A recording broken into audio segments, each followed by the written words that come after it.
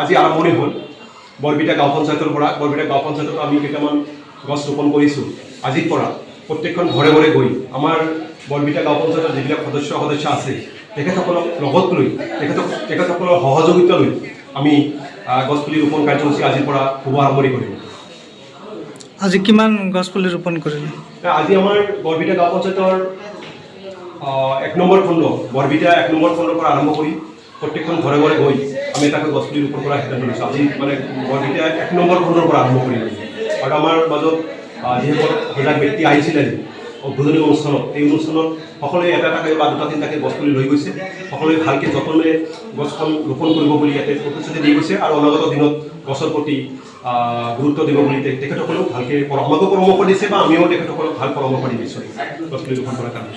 ধন্যবাদ। আৰু আপোনালোকৰ অনাগত দিনত আপোনালোকৰ সহায় সহযোগিতা আন্তৰিকতাৰে কামনা কৰিছোঁ, যাতে আপোনালোকৰ এই মানে বাৰ্তা আপোনালোকৰ জৰিয়তে যাতে গোটেই অসমবাসী আমি এই বাৰ্তা প্ৰেৰণ কৰিব পাৰোঁ আৰু সকলোৱে যাতে সজাগ হৈ এই প্ৰকৃতিক ৰক্ষা কৰাৰ প্ৰচেষ্টাত যাতে সকলোৱে অলপ সময় উলিয়াই প্ৰকৃতিক ৰক্ষা কৰে, এই আহ্বান জনাইছোঁ মোৰ অঞ্চলত।